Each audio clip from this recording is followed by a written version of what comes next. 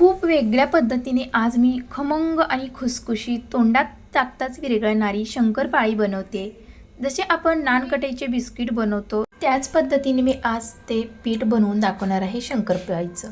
तर खुसखुशीत अशी शंकरपाळी होण्यासाठी इथे आपण 3 वाटी मैदा घेणार आहोत। तर अर्धा किलो प्रमाणामध्ये मी ते शंकरपाळी बनवत आहे। तर 3 वाट्या मैदा घेतलेला आहे। हा मैदा मी चाळून घेतलेला होता। तर आता आपण यामध्ये किंचित चिमूटभर मीठ घातलेलं आहे। नंतर दुसऱ्या भांड्यामध्ये इथे मी अर्धी वाटी तूप घेतलेलं आहे। तर तूप इथे मी घट्टच घेतलेलं आहे, गरम केलेलं नाही किंवा कडक केलेलं नाही। आणि याच तुपामध्ये आता आपण पिठी साखर घालणार आहोत। तर पिठी साखर अर्धा किलोच्या प्रमाणामध्ये घालायची आहे। तर इथे मी 125 ग्रॅम साखर घेतलेली आहे आणि आपण ह्या तुपामध्ये साखर अशी मिक्स करून घेऊया। तर लक्षात घ्या, जसं नानकटाईचं बिस्किट बनवतो त्याच पद्धतीने इथे ही प्रोसेस मी करत आहे। आता मैदा जसा बसेल तसं आपण हे पीठ मळत जायचं आहे। तूप आणि साखर जी आपण घातलेली होती ती आता मैद्यामध्ये मिक्स करायची आहे आणि जसा मैदा बसेल तसं आपल्याला हे सर्व मिश्रण मिक्स करत राहायचं आहे। तर पूर्णपणे सर्व 3 वाट्या मैदा मी घातलेला आहे। दोन्हीही हाताने आता आपण हे मिक्स करत राहायचं आहे। मैदा पूर्णपणे तुपाचं मोहन आणि साखर मिक्स झाली पाहिजे। तर इथे मिक्स झालेलं आहे। तर आता इथे मी पाण्याचा वापर करत आहे पीठ मळण्यासाठी। तुम्ही दुधाचाही वापर करू शकता। तर थोडं थोडं पाणी घालून आपल्याला हे पीठ घट्ट मळायचं आहे। तर एक महत्त्वाची टिप इथे आहे की साखरेचं प्रमाण जास्त करू नका।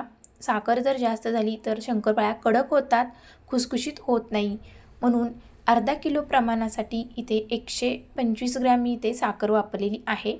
तर इथे गोळा आपला बनवून झालेला आहे। तर 2 मिनिटे गोळा झाकून ठेवलेला होता। तर तिकडे तेलही गरम करायला ठेवलेलं आहे। तर आता आपण गोळा बनवून घेऊया मोठा आणि जाडसर अशी पोळी लाटून घ्यायची आहे। तर आतमध्ये भरपूर लेयर्स पडण्यासाठी इथे मी चाकूने 4 तुकडे असे भाग करत आहे, म्हणजे आपल्या शंकरपाळीला छान असे लेयर्स पडतील आणि खुसखुशीत शंकरपाळी बनेल। तर अशा पद्धतीने आपण भाग करून असे एकावर एक ठेवून गोल करून घेऊया आणि आता हा गोळा लाटून घेऊया। तर शंकरपाळीला आतून पदर छान सुटतात, मस्त अशी खुसखुशीत बनते। आणि पीठ मळण्याची तर सोपी पद्धत मी सांगितलेली आहे। जसं नानकटाईचं आपण बिस्किटचं पीठ मळतो तशाच पद्धतीने इथे मळून घेतलेलं आहे मी। तर इथे मी तुपाचं कडकडीत मोहन घातलेलं नाही किंवा कोमट पाणी केलेलं नाही, तर आहे तसं मी नानकटाई बिस्किटसारखं पीठ मळलेलं आहे। तर ही शंकरपाळी अगदी खुसखुशीत तोंडात टाकताच विरघळते अशी ही शंकरपाळी बनणार आहे। तर अशी ही आपल्याला ठेवायची आहे जाड पोळी। तर आता आपण कट करून घेऊया। तर छोट्या साईजमध्ये आपल्याला शंकरपाळी कट करून घ्यायची आहे, जास्त मोठी आकारामध्ये नसते। तर शंकरपाळ्या कट करून झालेल्या आहेत। तुम्ही साईज बघू शकता शंकरपाळीची, अशी आपल्याला साईज ठेवायची आहे। तर तेल इकडे गरम झालेलं आहे। तर गरम तेलामध्ये आता आपण शंकरपाळ्या तळून घेऊया। तर तेल शंकरपाळी घालतेवेळी एकदम गरम पाहिजे। जर तेल गरम नसेल तर शंकरपाळी तेलामध्ये विरघळू शकते, म्हणून शक्यतो तेल गरम असावे। तर शंकरपाळी घातल्यावर लगेच हलवायचं नाही, नाहीतर शंकरपाळी तुटू शकते। थोड्या वेळाने आपल्याला शंकरपाळी अशी हलवत राहायची आहे, म्हणजे मिक्स करत राहायची आहे तेलामध्ये। तर एकसारखं असं आपल्याला भाजत जायचं आहे, म्हणजे तळत जायची आहे शंकरपाळी। तर गॅसची फ्लेम नंतर आपल्याला मीडियम ठेवायची आहे। तर गोल्डन होईपर्यंत आपल्याला शंकरपाळी तळून घ्यायची आहे। तर शंकरपाळी आपली तळून झालेली आहे। तर असा कलर आला पाहिजे शंकरपाळीला आणि नंतर आपण शंकरपाळी काढल्यानंतर ती आतून तळली जाते।